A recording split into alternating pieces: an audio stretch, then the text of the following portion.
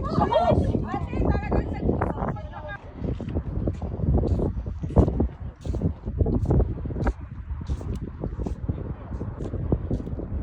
nung araw ito yung dadaanan mo bago nga makarating at makapanik sa palace ni King Herod. So guys, ito yung itsura niya dati, ganyan siya. Ayan. So yan yung pinaka-itsura. Siya yung king noong panahon ni Yan yung itsura. Ayan.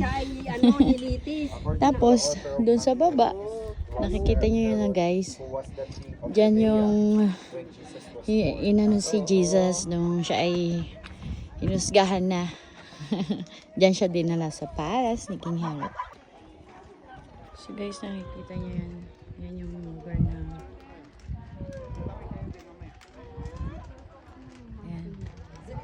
mansion niya ni palasyo ni King Herod. Yan. Yan na lang natira. Yan guys. Yun yung tore.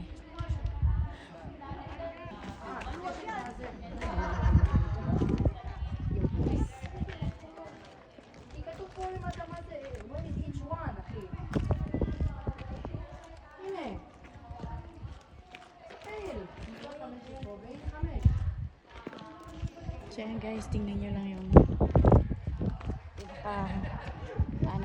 natitira sa mga palasyo ni King Herod. So yan guys.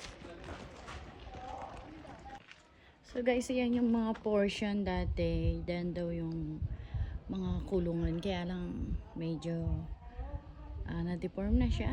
So lagyan natin ng harang kasi ayan, bababa na lang kami guys sa tunnel. Yan yung natitirang mga haligi. Yan. Yan. Tapos ayan, nakikita po natin yan.